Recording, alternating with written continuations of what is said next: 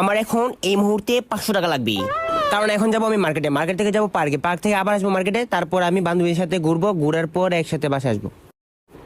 তোমার আমার এখন 500 টাকা দিতে হবে। যা, আমার কাছে নাই টাকা, যা। আমার কাছে আসছে টাকা নিত শহীদ।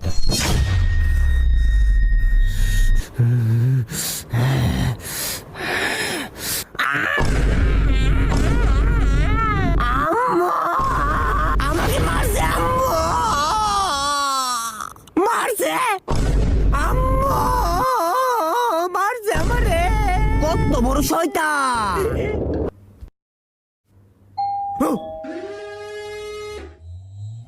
আইসা পড়ছে, কি জানে ও দরবারে বউ।